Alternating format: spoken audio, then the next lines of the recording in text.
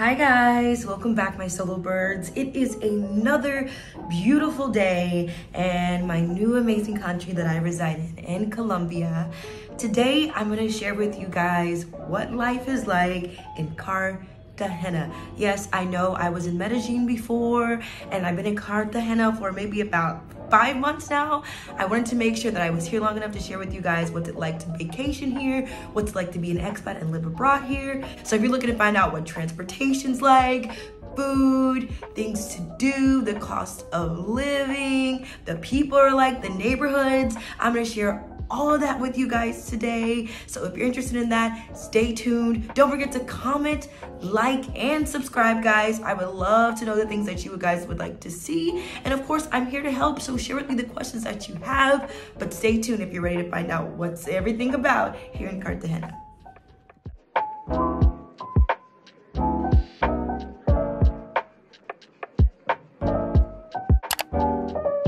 Okay, first things first, guys, we're gonna talk about the landscape of this city. So the one thing I love about Cartagena is getting on the plane and flying down and touching down. This city is so beautiful. It's giving very like Miami Vice vibes. Even when you're out on the water or enjoying the beach, you can kind of see the coastline of like the city. So it's so beautiful. And then it's mixed with like the Spanish old historical colorful buildings. So you got the coast, and then you have like when you go into town, in the center of town, and it's all historical buildings. They're beautiful, they're colorful, it's very romantic, it's very cute.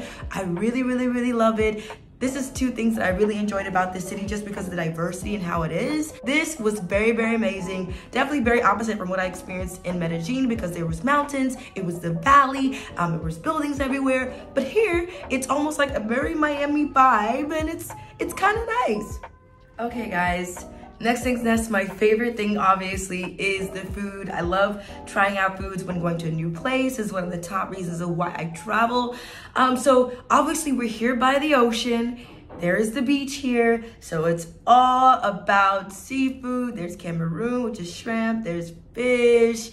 There is lobster. There is crab. That is the popular food that you eat here. My favorite thing to get here is the fried pescado frito, which I know, guys, I was eating it in Medellin, but it's also a major thing here because this is a town that's on the beach. So when you're in town, when you're at the beach, there's always a place that you can always get pescado frito with coconut rice.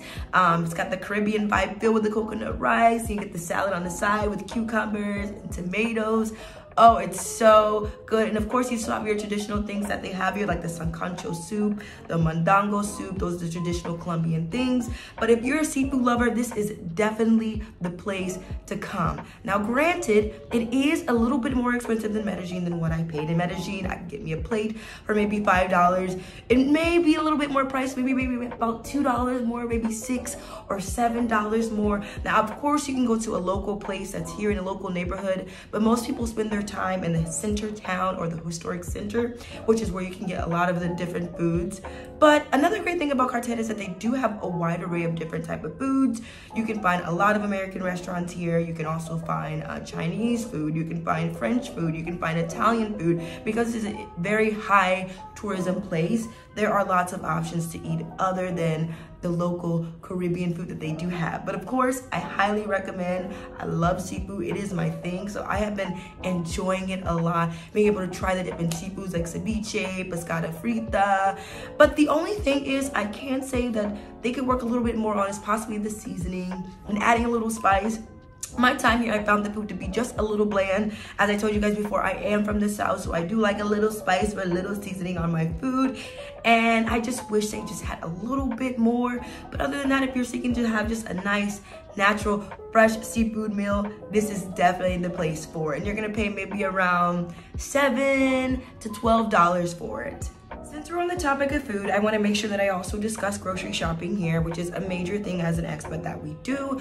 So a lot of what I do is most of the time I buy my produce and my meats and my snacks and my sides, like canned foods like that, from the grocery store. Now, if you're looking to buy produce and fruit, it's always really great to buy from the local vendors on the side of the road. There are a lot of bodegas that sell fresh fruit, guys, and like massive mangoes, massive avocados, as I guys told you before that Colombia has, and it's all so delicious, so fresh. Now, of course, it's real fruit. It's not chemically augmented. It's fresh from someone's garden. So some of them are a little battered or oddly in size, but when I tell you guys that it's definitely fresh and definitely well worth it, you should definitely try it instead of buying in the grocery store. Because if you go to the grocery store and buy the normal things like the meat, produce, you guys hear that? My neighbor's dog.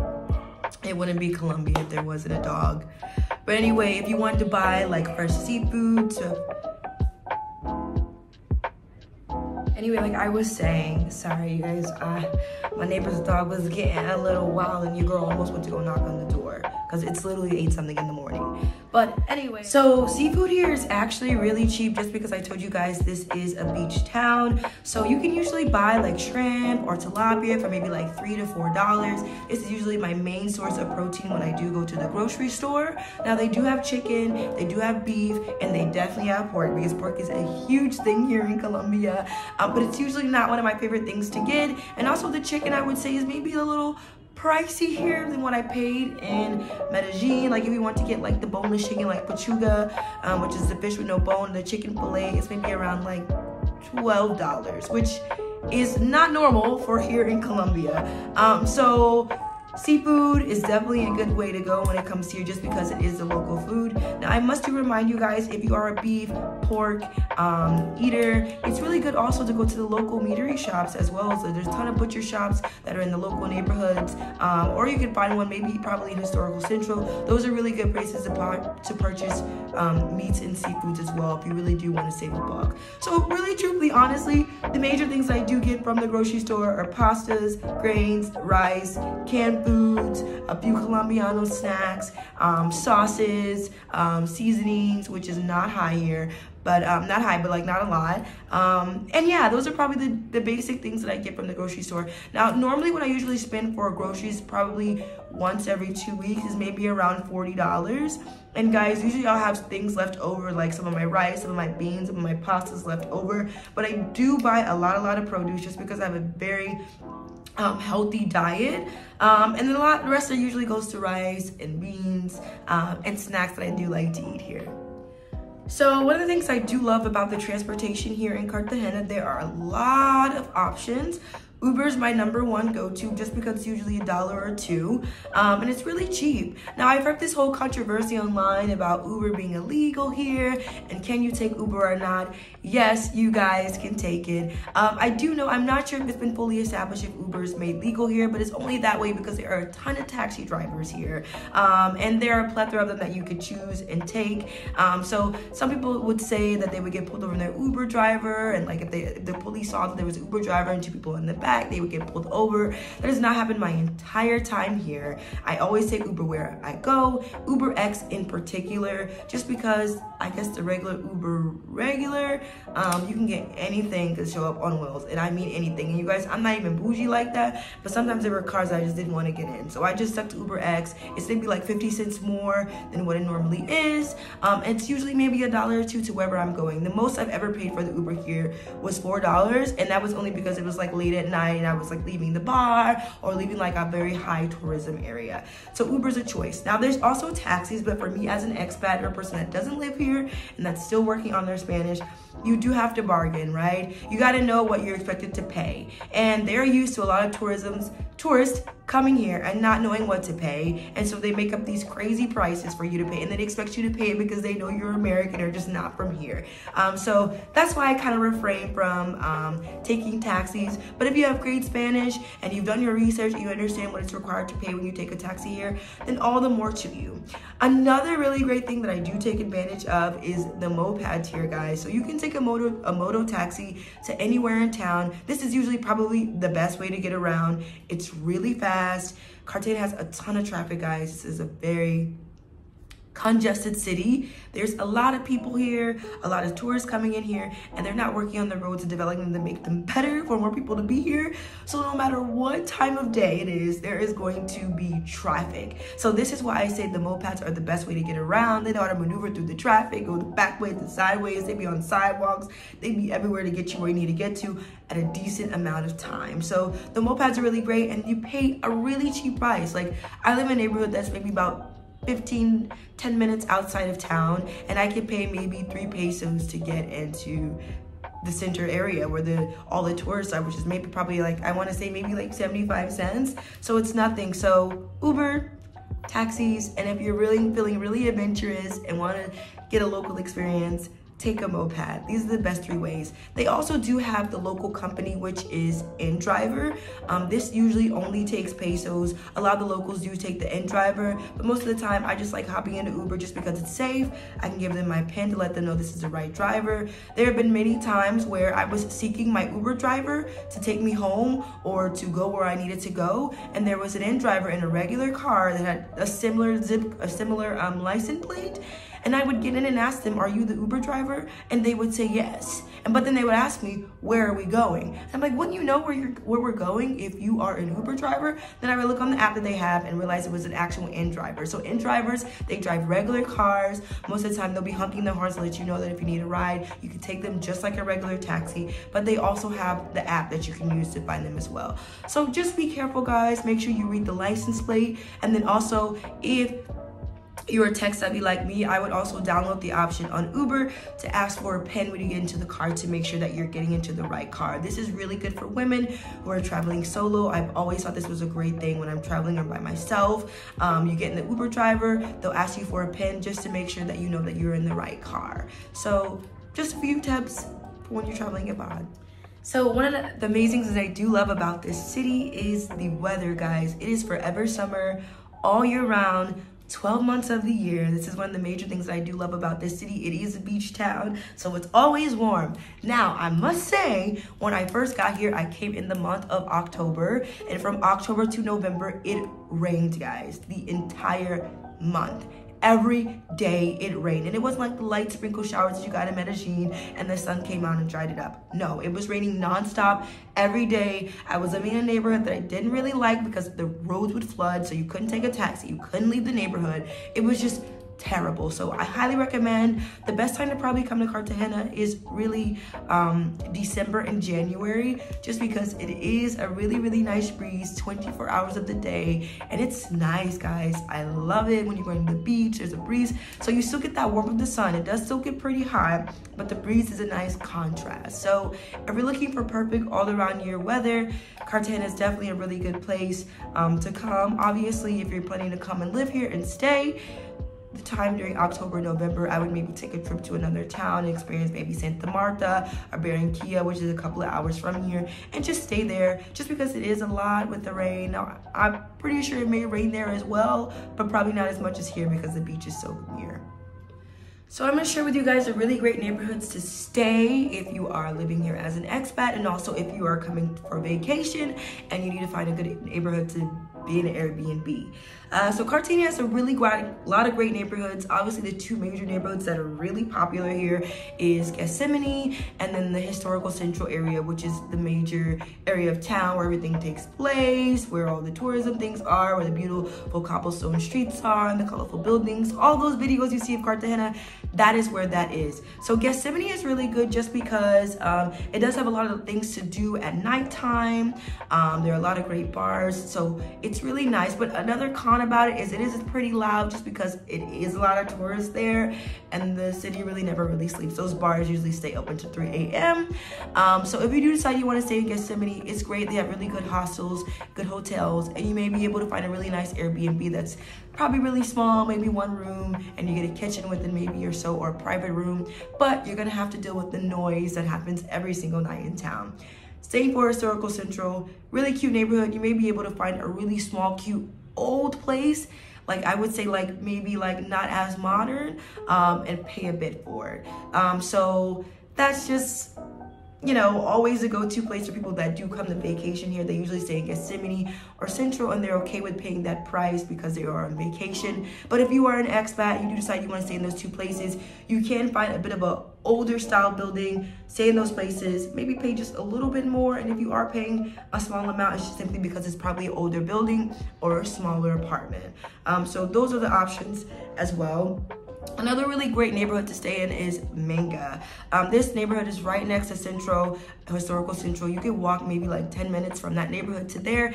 That is probably the #1 neighborhood where a lot of the expats stay here in Cartagena, just because they have a lot of cute cafes out there. The harbor's there where you catch the boats and the yachts to take those cute little day trips to the beach. They have a lot of developed and modern apartments in that area. It can get you a nice studio, but you're gonna pay a cute little price just because it is a designated area for expats. I do know during my research, from what I found, for the studios may pay around $800 and $900. If you're looking to get a 2-bedroom, you may pay somewhere between $1,000 and $200.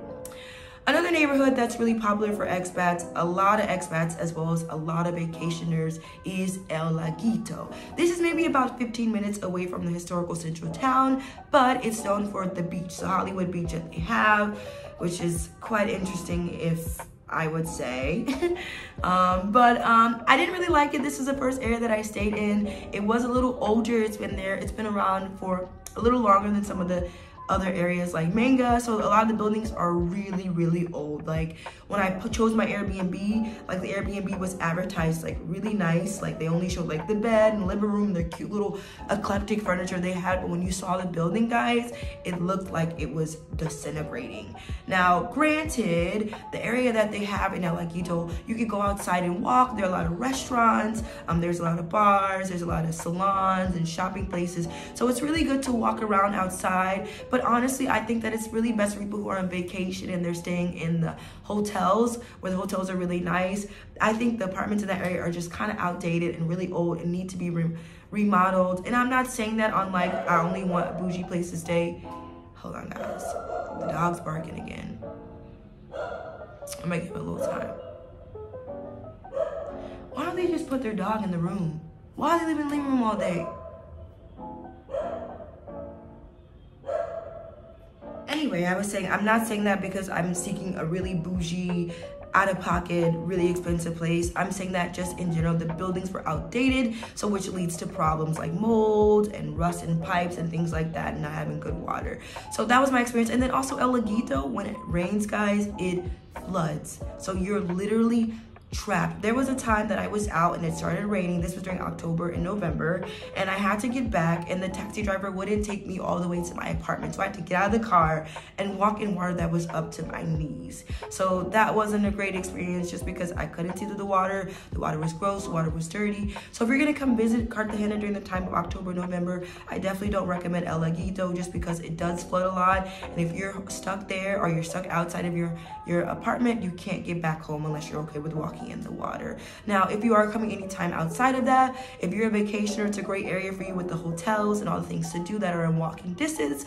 But if you're an expat, I just don't recommend this area. Now, a lot of people come here and say that, especially men that travel here a lot, they're always in this area just because the local beach they do have here. There are a ton of women that are there. This is the Hollywood beach, which is a really popular tourist beach, but it's not the best beach that we have here. I wouldn't recommend. El Laguito's not my favorite. Now we're gonna talk about my neighborhood that I stay in now, which is Marbella and Torices. It's a mix of two just because when you go maybe 2 blocks further, it turns into Torices, but it just depends on like where you're located in the neighborhood if you're Marbella and Torices. This is my favorite neighborhood, guys, here in Cartagena, just because I can walk out of my apartment and the beach is 2 or maybe 2 or 3 blocks from my house, which is perfect. My view is impeccable from my apartment. I'm able to see the ocean right from my apartment and my condo right above. I'm on the 21st floor and it's perfect. It's a nice mix between locals and expats. This area neighborhood is usually for the expats that are well-traveled. They understand the best places to stay. and the cost of rent is phenomenal. As I mentioned to you guys before, El Laguito was had a lot of different issues. It was a little pricey in that area just because a lot of tourists and a lot of people, expats, do go and stay there and spend a lot. But here in Marbella and Torices, you can get the local price, which for me, I pay around $375 a month, and that's not including electricity and water, which is really not that crazy because I'm not burning energy like that. So yeah, I pay $375 a month. I live in a condo. I have the view of the beach. It's perfect. It's beautiful. And then it's a nice contrast. There's expats that live out here, and there's also locals, guys. I am in the heart of locals. So if you're not someone that feels comfortable with being in a very local place where it's important that you are working on learning the language, it's a local neighborhood, everything is just local, nothing is for the tourists, then maybe this may not be the best area for you.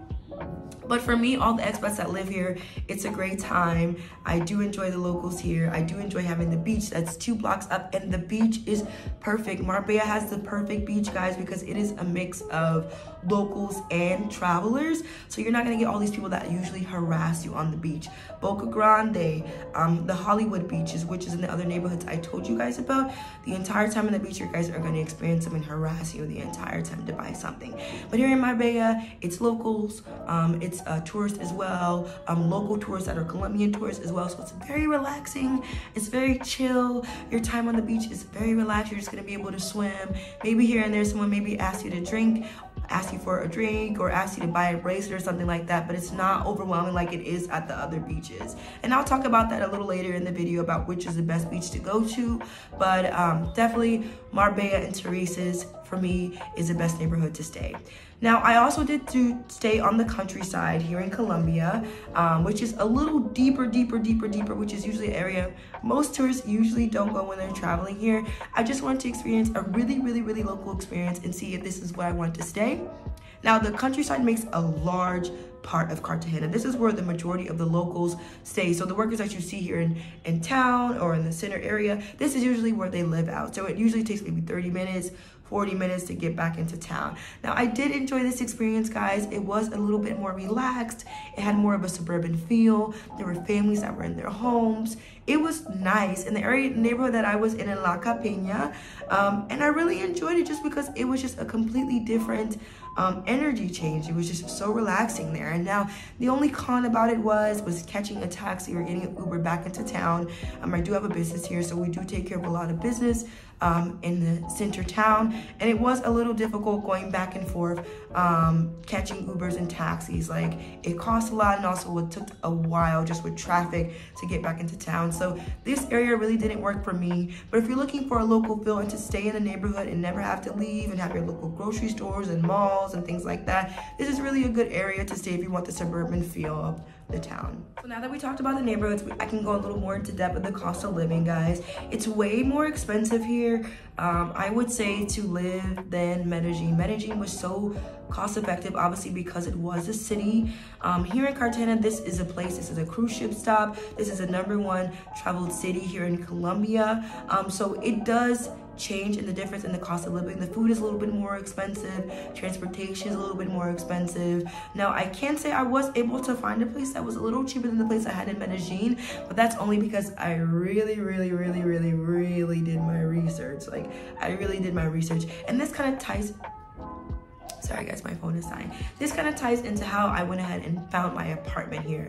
So normally what I do, guys, is I book Airbnbs in different neighborhoods in the town. This is how I get a feel of the neighborhood, understand if this is where I want to stay, if this is what I like. Now, if I end up liking the neighborhood, what I do is I will choose a building, stay in it, go downstairs and ask the people downstairs, do you guys happen to have any open apartments or any buildings in here? Or I go to Facebook Marketplace, which is a great, guys, no matter where you are in the world, this is my #1 tool when trying to find a place to stay. There are always a Facebook groups for expats for every digital nomad city that there is, and they are always offering apartments, leases, places to stay. They're looking for people to take a private room, or they have the apartment that they're trying to get someone to stay in for their time while they're outside of the city. Facebook Marketplace and the Facebook groups for the city is the best places to find a place to stay.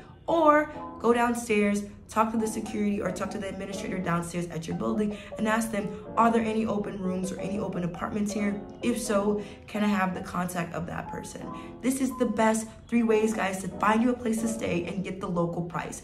Every expat I know always ends up booking a place on Airbnb, which is always really nice to have that security and that protection. But after you've been here for maybe 3 months, you got to feel for the city and you understand what you're dealing with, you're ready to go ahead and take on that local price. Now, I do know expats, they book a place on Airbnb and end up paying maybe $900 to maybe almost at least $1,500 a month. I did have a friend who was here before, staying in the same neighborhood, staying in a building that was similar as mine, just as modern, just as new, with a pool and like event space in our apartments and a gym, all those things, and they were still paying $1,500 a month, and they were here for 3 months, and that's simply because they chose to book it through Airbnb.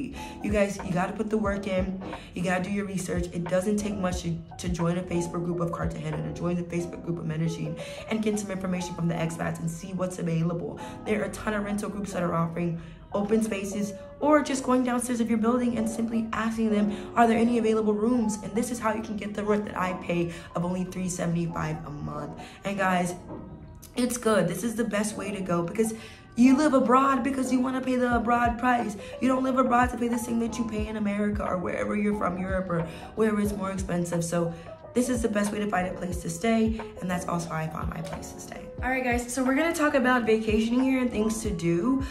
So there are a ton of things to do here in Cartagena. I mean, when I tell you there's a ton, there are a ton. Obviously, the major things to do is obviously go to the beach and then go to all the surrounding islands that surround Cartagena. Is surrounded by so many islands. There's Bar Rosario, there's Baru, there's Chiringuito. I mean, there are a ton of islands that are surrounded, and that is the most popular thing to do. You book a boat, which, hey, if you want to book a boat, guys, go to my link down below. We do charter yachts and we do charter boats here. So if you want to hop on a boat, click on that link down below, because your girl got you. But anyway, like I was saying, many people, that's the most popular thing to do is you hop on a boat, you go to Cholon, which is the popular party island, and then you island hop and go to Rosario and Peru. Some people will actually stay on those islands, so they'll take a boat to one of the islands and book a hotel on one of the islands and stay. That is the #1 thing to do here. It's very, very popular. The second thing to do here is obviously go bar hopping and go to the historical Centro area. Many people take the tour rides where they're on the carriage, or they take a tour where they walk the city and learn about the history of Cartagena. Cartagena has a very beautiful history of the city, so it's really good to take a tour and learn about those things. Another really popular thing is to take a tour to Palenque, which is a very popular city that's maybe about 2 hours, and it's about the slave trade and the history of it. Now, personally, I have not got a chance to do it. I'm planning to do it in the next couple of weeks, but it's definitely one of the top things to do here. Another great thing is also to take a day trip to the volcano. That's another really popular thing. A lot of people take the day trip and do the mud volcano experience, where they go and swim in the mud and it's good for your skin. I personally haven't did that yet, just because I just haven't found Cartagena to be a very, I don't know, clean city, and I'll get into that in a little bit in a second. So I just haven't got a chance to do that, but there are a lot of things to do here, guys. And if you're seeking and looking for things to do, don't worry, I got you. Follow the link down below. All right, guys, so now it is time to talk about the people of Cartagena, which are the Cartagenero people. Now, granted, when I first came here, guys, as a tourist, I really loved the energy of Cartagena. It was beautiful. People were happy. People were vibrant. People were excited to talk to. People were excited to say hello. It was just so vibrant here. I felt the African vibe here, the Caribbean vibe here, the beach vibe here. I felt all of it, and I fell in love, which is why I ended up staying so long. So it was definitely a major difference from coming from Medellin with the Paisas, which is a city. People were kind of like on a serious, semi-professional vibe. And here it was a complete different change. But I must be honest, there was a reason for that. So I've been here for almost, I want to say like 5 months, almost half a year, guys. So I pretty much got acclimated in the city. In my time here, I have not made any organic, natural friendships. Now, I'm gonna be honest with you guys. This is my time where I have to be honest. I'm not saying that everyone is that way, but every single person that I've came encountered with, gave them my time, became my friend, all were trying to take advantage of me. That goes from the women, and that goes to the men, that goes to the workers, that goes to everybody. Everyone is trying to get something from you. Now, I know that sounds bad. I know, I get it. Yes, I'm an American that's living abroad and I'm making money, and that's what people say. That's what I get. But come on, guys, I've traveled to a lot of different places. My time in Mexico, of course, it took advantage of me, but to a certain extent, I did feel more honesty, a little bit more honesty from the people there. Now in Colombia, I did feel honest from the Paisa people, but my time in Cartagena, guys, has just not been cool. Like, I just gotta keep it real with you guys. I've been on a couple of dates here. Most of the time, the guy was usually just trying to take advantage of me. He wanted me to take to him America, or he wanted me to pay for his kid. Same for the women here. I made friends with women here, and I know it sounds crazy, but the majority of them were trying to get to my friend. All of them were trying to get to my friend to ask him for money. Like, that's literally the thing here. Now, this kind of tags into the next conversation that we have here about sex tourism, which is a very, very, very, very, very, very, very, very, very high thing here. When I tell you guys, like, when you come here and you'll see what I'm talking about, you will see exactly what I'm talking about. To me, I think the women here are the breadwinners. They're the ones that make the money here, because prostitution is a thing. I mean, I don't want to call it that, but it just is what it is. I'm a woman. I'm gonna just keep it real here. There are women here that they work here. They make all the money. They're everywhere. When you go into town, when you go into Centro town, when you go to Getsemani, even the neighborhood that I'm in, even when you go to the beach, they are everywhere looking to suck the blood of some American man that don't know any better, which there are plenty of them here.